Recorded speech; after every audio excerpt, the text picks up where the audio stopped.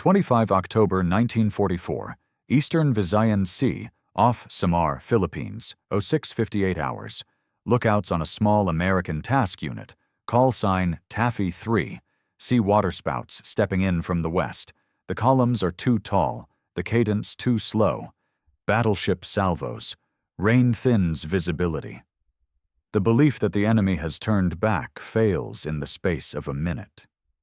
To the east, the Leyte beachhead needs a quiet horizon. Between the invasion and a Japanese surface force stand 3 escort carriers and a thin screen of destroyers and destroyer escorts, ships built to herd submarines and lift patrol planes, not to duel capital ships.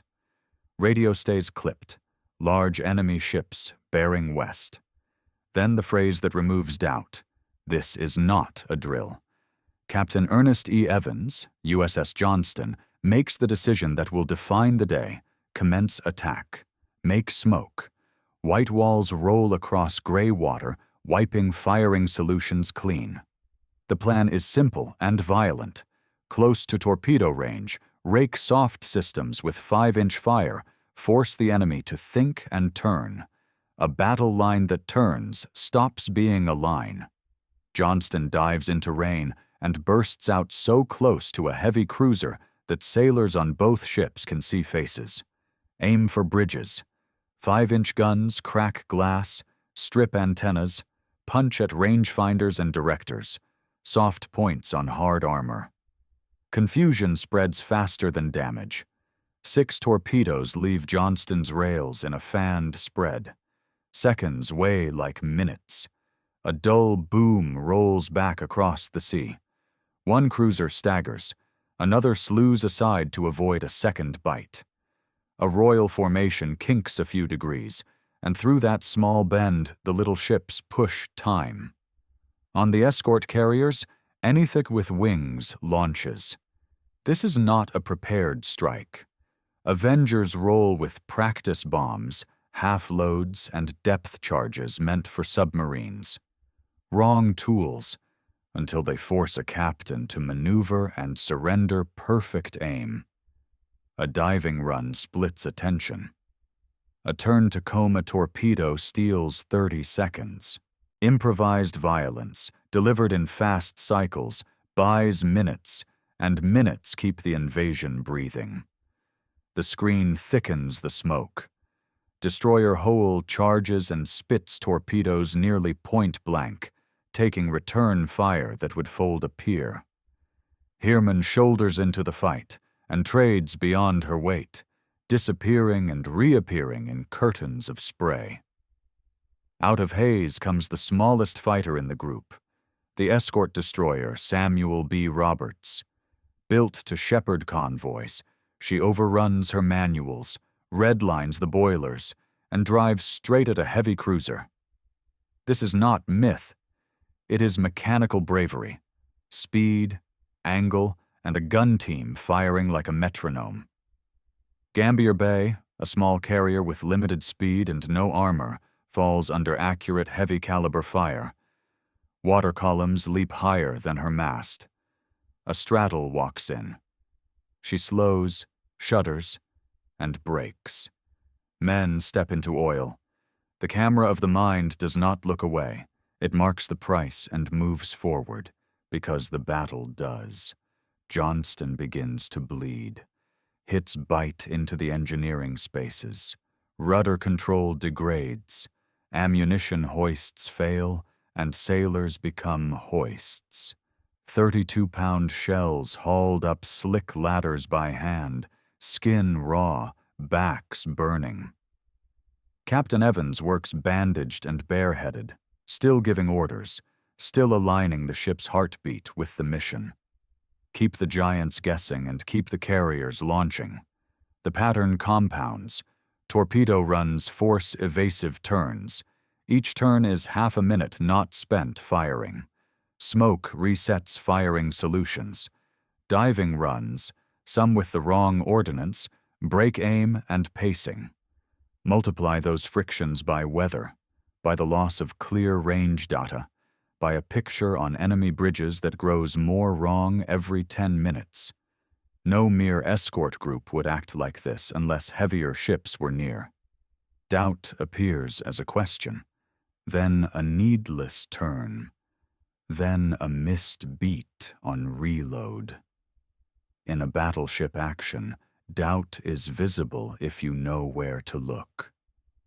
Hoel is mortally hit. Heermann is grazed, recovers, and returns. Samuel B. Roberts fires at a rate that reads like a misprint, 15, 20 rounds a minute, because the crew treats a 5-inch mount like a sewing machine. Faces in smoke, torn gloves, ready service lockers snapping open. Iron discipline becomes an audible picture.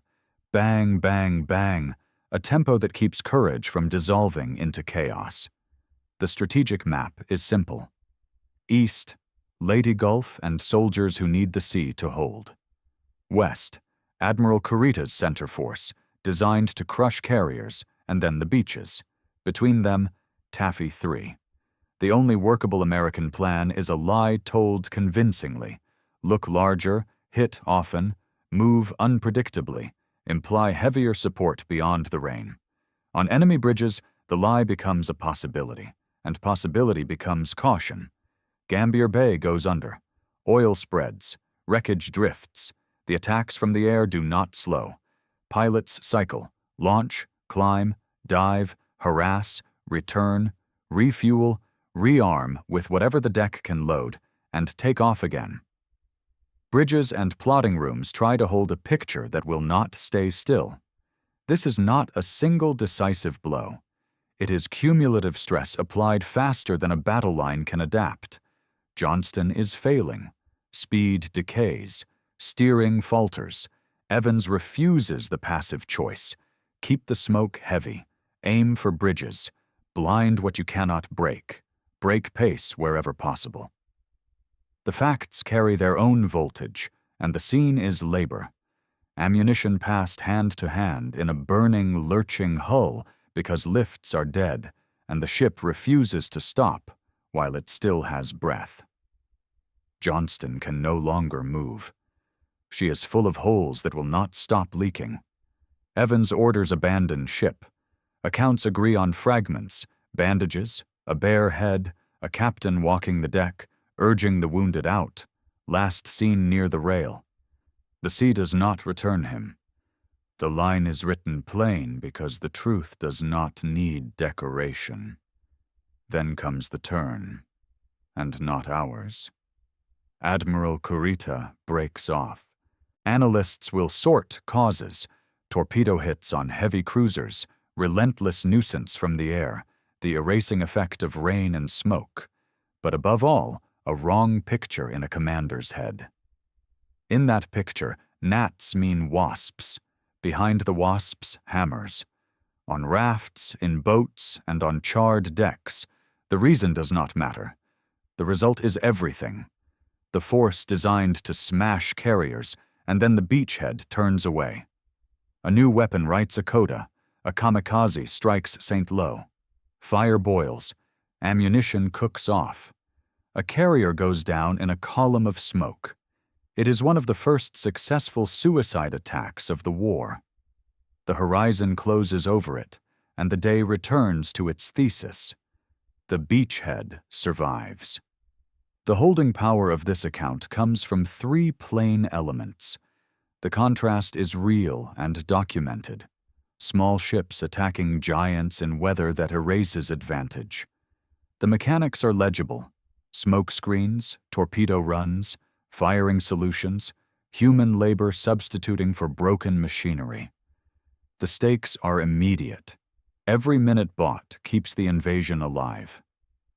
Names anchor numbers. Evans on Johnston, the crew of Samuel B. Roberts redlining boilers, teenagers hauling shells because the hoists are gone. Timings, distances, and tasks make cause and effect visible. Every evasive turn is time not spent killing. Every wall of smoke resets the math. Every improvised air attack forces a decision that breaks tempo. Doubt travels faster than a battleship can, and doubt, today, is a weapon delivered by courage. The camera rises in the mind. Wakes cross like scars. Oil iridesces on slate water. Rafts drift in widening rings. Far on the horizon, silhouettes that could have crushed everything fade into rain. History bends in places planners never marked, and this morning it bends around the smallest ships in the storm.